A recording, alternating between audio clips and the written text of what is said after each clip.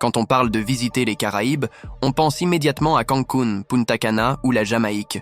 Et ce n'est pas un hasard, ces destinations font partie des plus recherchées par ceux qui veulent des plages célèbres, des resorts luxueux et du divertissement sans arrêt. Mais il existe un pays dont presque personne ne parle et qui, justement pour cette raison, garde certaines des plus grandes surprises du continent. Je parle du Belize, les Caraïbes les plus sauvages, les plus ancestrales et les plus surprenantes que vous allez découvrir. Ici, des pirates ont enterré des trésors, des civilisations mayas ont érigé des temples au cœur de la jungle et des grottes cachent encore aujourd'hui des squelettes de sacrifices humains parfaitement intacts. Tout cela entouré par une mer cristalline, une vie nocturne vibrante, des bars simples au bord de l'eau et des femmes béliziennes qui séduisent par leur beauté unique, fruit du mélange entre cultures indigènes, africaines, latines et européennes. Le Belize n'est pas un pays comme les autres. C'est le genre d'endroit qui mélange aventure, sensualité et mystère ancien dans un seul territoire. Et dans la vidéo d'aujourd'hui, vous allez découvrir pourquoi ce petit pays peut être le secret le mieux gardé des Caraïbes. Mais avant de commencer, laissez un like et abonnez-vous à la chaîne. Cela ne coûte rien et me motive à continuer à vous proposer du contenu incroyable. Le Belize est situé en Amérique centrale, entre le Mexique et le Guatemala, et baigné par la mer des Caraïbes. Avec un peu plus de 23 000 km², c'est l'un des plus petits territoires du continent. Mais cela ne signifie pas qu'il soit petit en diversité naturelle. Au contraire, le pays abrite des forêts tropicales intactes, des rivières cristallines, des montagnes couvertes de végétation et un littoral paradisiaque rempli d'îles et de récifs coralliens, avec des plages de sable blanc, des eaux turquoises et des cocotiers qui se balancent au vent. Mais le véritable point fort reste le récif de la barrière du Belize, le deuxième plus grand récif barrière du monde, juste derrière celui de l'Australie. Il s'étend sur plus de 300 km de coraux vivants, de grottes sous-marines et d'une vie marine abondante. C'est dans ce récif que se trouve le fameux Great Blue Hole, un effondrement géologique au milieu de l'océan, aux eaux bleues foncées et de plus de 120 mètres de profondeur. Un véritable aimant pour les plongeurs du monde entier. Mais le Belize va bien au-delà de ces eaux. Environ 60% du territoire bélizien est couvert de forêts tropicales qui cachent des temples mayas, des cascades et des espèces rares d'animaux, comme le jaguar et le toucan, oiseaux symbole national. Le Belize est le genre d'endroit où vous pouvez plonger avec des requins le matin, marcher sur des sentiers archéologiques l'après-midi et terminer la journée les pieds dans le sable en regardant le soleil se coucher sur les Caraïbes. Avec un peu plus de 400 000 habitants, le Belize est le pays le moins peuplé de toute l'Amérique centrale. Mais ce qui manque en quantité se rattrape en diversité. La population bélizienne est un véritable mélange d'ethnies, de cultures et de langues qui coexistent côte à côte dans l'un des creusets culturels les plus riches du continent. On y trouve des descendants des peuples mayas, des créoles afro-descendants, des Garifuna, des métis d'origine hispanique, des ménonites d'origine européenne et même des communautés asiatiques. Cette richesse culturelle se reflète aussi dans les langues.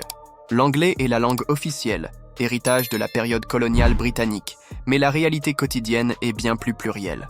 Il est courant d'entendre des conversations en espagnol, en créole bélizien, une sorte de dialecte dérivé de l'anglais et de l'africain, et même en langues indigènes comme le maya quechua et le mopan dans les régions rurales. Sur le plan religieux, le christianisme est prédominant. Environ 40% de la population se déclare catholique, tandis qu'une autre grande partie est protestante. Mais le pays abrite également des pratiques religieuses afro-caribéennes, comme le dogu, et des rituels spirituels mayas encore discrètement maintenus dans certaines communautés.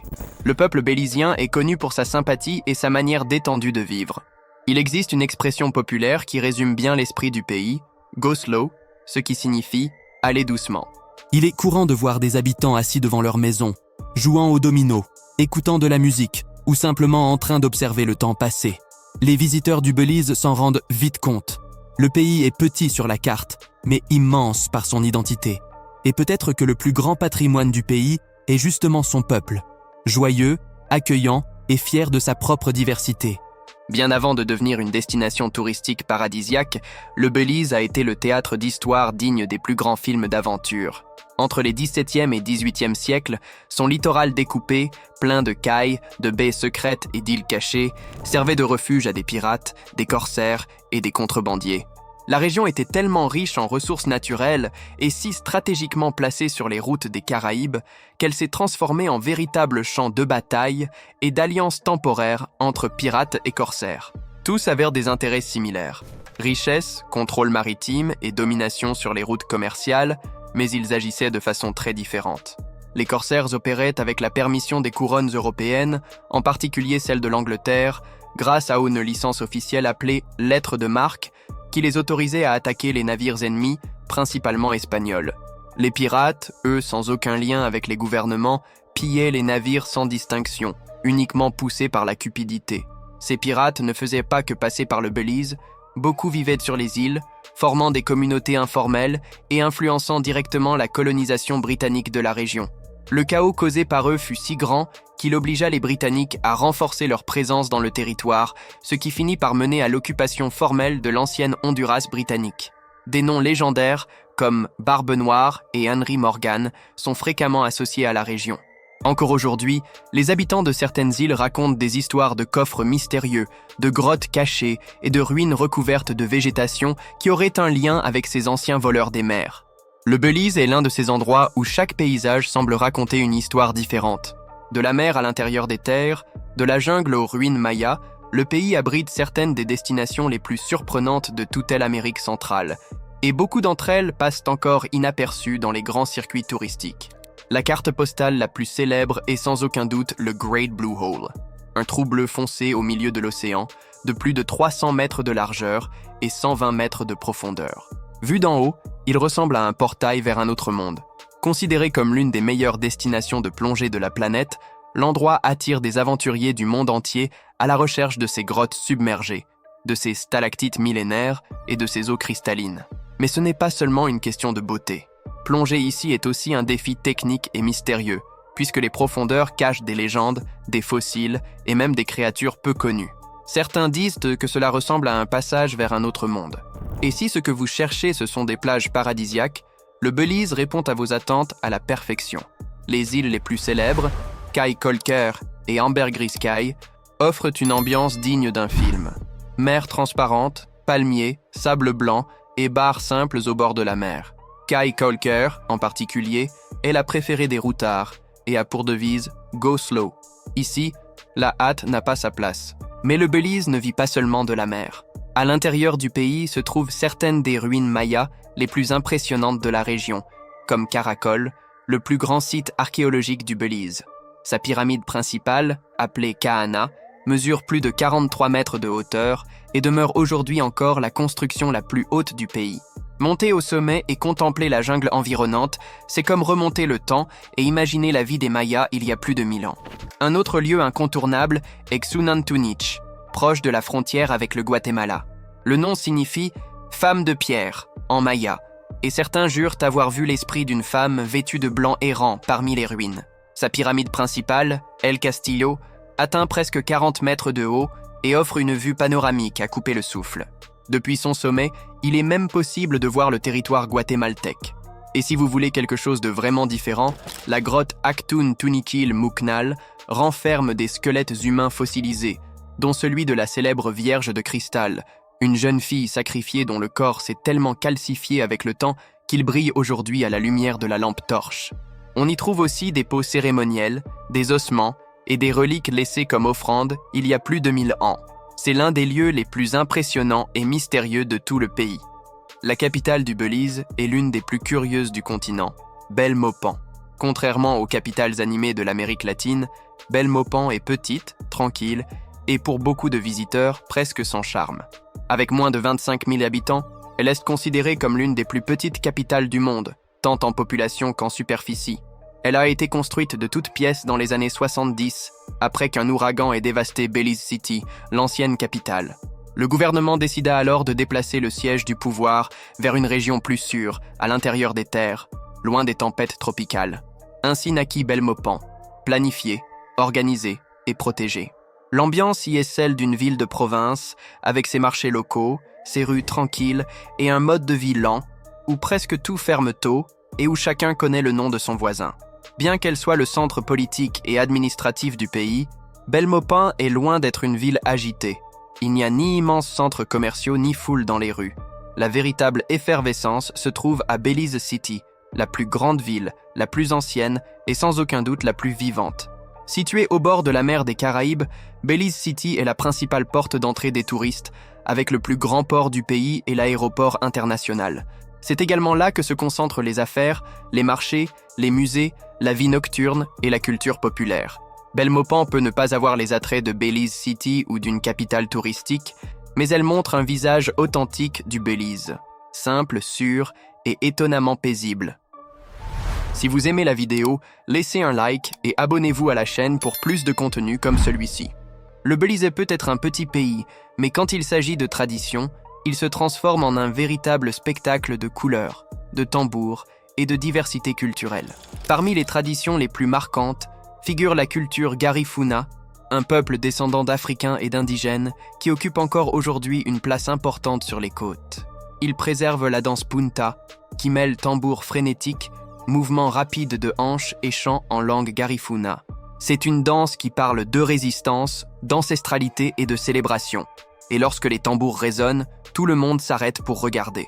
Il existe même un festival qui célèbre cette danse, le Garifuna Settlement Day, fêté le 19 novembre.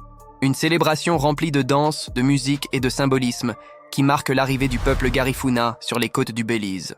C'est un événement qui mélange histoire, résistance et fierté et qui est reconnu comme patrimoine culturel immatériel de l'humanité par l'UNESCO.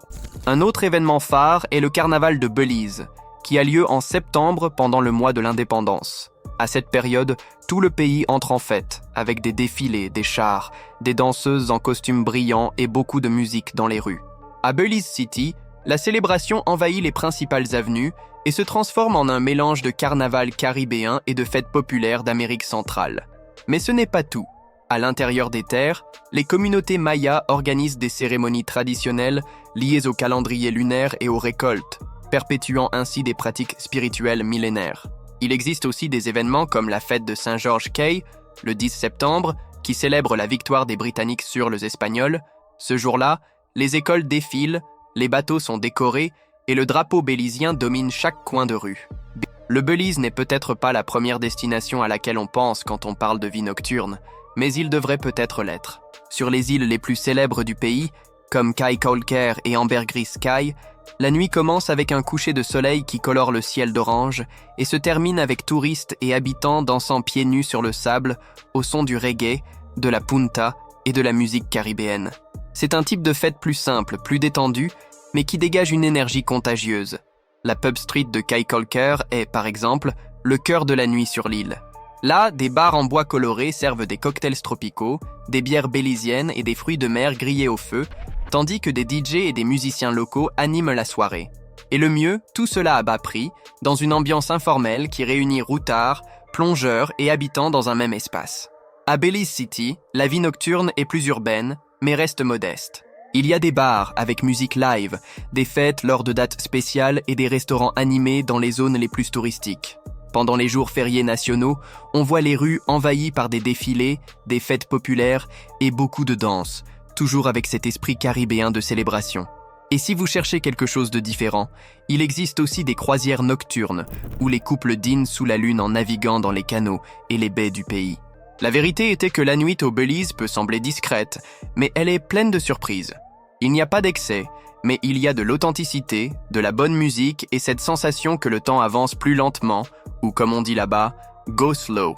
L'économie du Belize est petite, simple et pleine de contrastes. Le pays dépend principalement de 3 piliers, l'agriculture, la pêche et le tourisme. Dans les zones rurales, la vie tourne autour de la terre. Les plantations de canne à sucre, de bananes, d'agrumes et de haricots dominent l'intérieur du pays. Sur le littoral et les îles, la mer est source de subsistance. La pêche des langoustes, des crabes et des poissons tropicaux est essentielle tant pour l'exportation que pour le tourisme gastronomique. Des produits comme le conch, mollusque typique des Caraïbes, sont considérés comme des mets locaux et dynamisent également le commerce. Mais le véritable moteur économique de ces dernières années est le tourisme. Avec le Great Blue Hole, le deuxième plus grand récif corallien du monde, et ses plages caribéennes paradisiaques, le Belize attire plongeurs, aventuriers et amateurs d'écotourisme. Les resorts sur les îles, les excursions en bateau et les expéditions vers les ruines mayas génèrent des milliers d'emplois et font vivre des villes comme San Pedro et Belize City. Bien que le tourisme injecte des dollars américains à Belize City, l'intérieur du pays vit encore un autre rythme. Revenus plus faibles, infrastructures limitées et dépendance des récoltes et de la pêche. Ajoutez à cela des coûts d'importation élevés, une énergie chère et une logistique fragile en dehors des principaux axes, et l'on comprend pourquoi le coût de la vie peut surprendre dans un petit pays. L'histoire du Belize est marquée par des civilisations anciennes, des disputes coloniales et une indépendance étonnamment récente. Tout commence avec les Mayas, qui habitèrent cette région pendant plus de 2000 ans. Ils laissèrent derrière eux des cités entières cachées dans la jungle, des pyramides imposantes et des temples cérémoniels qui suscitent encore aujourd'hui mystère et fascination. Avec le déclin des Mayas, la région devint vulnérable à l'arrivée des Européens. Pendant des siècles, le Belize fut disputé entre Espagnols et Britanniques, et cette bataille pour le contrôle a laissé des marques profondes dans l'identité du pays. La région prit le nom de Honduras britannique, et les Britanniques exploitèrent intensément les ressources naturelles, en particulier le bois. Durant cette période, des milliers d'Africains furent amenés comme esclaves pour travailler dans la coupe de l'acajou. Et c'est de cette époque que provient une grande partie de la population créole, vivant aujourd'hui dans le pays. L'indépendance ne vint qu'en 1981, ce qui fait du Belize l'un des pays les plus jeunes des Amériques. Même après s'être libéré, le pays conserva de forts liens avec le Royaume-Uni, au point qu'aujourd'hui encore le roi d'Angleterre est le chef d'État officiel du pays. Mais tout ne fut pas simple. Au fil du temps, le pays affronta des conflits frontaliers avec le Guatemala, qui revendiqua pendant des décennies une partie du territoire. Et aujourd'hui encore, ces tensions existent, bien que de manière diplomatique et sous médiation internationale. La cuisine du Belize est un véritable mélange de cultures, et cela se ressent dès la première bouchée. Le plat le plus traditionnel est le fameux rice and beans, riz et haricots cuits dans le lait de coco, généralement servi avec du poulet frit, de la banane plantain rôtie et une bonne dose de piment.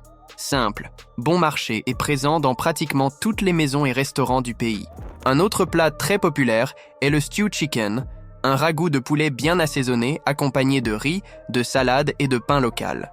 Mais si vous aimez goûter des choses différentes, le Belize a beaucoup à offrir.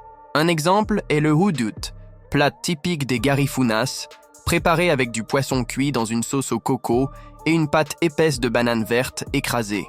Il vaut aussi la peine de goûter les tamales, les salbutes, sorte de tortillas frites garnies de viande ou de poulet effiloché, et le ceviche de conque, fait avec des mollusques de la mer caribéenne. Pour les plus audacieux, il existe des mets exotiques comme l'iguane grillée, la soupe de carapace de tortue et même le bras de crocodile. Des plats qui peuvent surprendre les touristes, mais qui sont appréciés par beaucoup de locaux, surtout dans les communautés traditionnelles. Et si vous avez une dinde sucrée, vous ne pouvez pas manquer le rum cake, un gâteau imbibé de rhum bélisien, célèbre pour sa texture humide et son goût intense. Et en parlant de rhum, les distilleries locales sont une attraction à part entière, offrant des boissons artisanales aux saveurs allant du traditionnel au tropical. La gastronomie au Belize n'est pas seulement une question de repas, c'est une identité culturelle. Chaque plat raconte une histoire, mélange des racines, traverse des océans et te révèle un fragment de l'âme bélizienne. En résumé, le Belize est l'un de ces pays que presque personne n'inscrit dans son itinéraire, mais ceux qui le découvrent ne l'oublient jamais. Un endroit où la mer révèle des abîmes bleus parfaits, où la jungle cache des pyramides millénaires et où chaque coin de rue porte un mélange unique de culture, de langue et de saveurs. Ici, la diversité ne se trouve pas seulement dans les habitants. Elle est dans le paysage, dans la nourriture, dans les croyances et dans la façon dont le temps s'écoule plus lentement. Il n'y a ni luxe excessif ni foule. Il y a de l'authenticité. Cette vidéo touche à sa fin. Maintenant, dites-nous, qu'est-ce qui a le plus attiré votre attention ?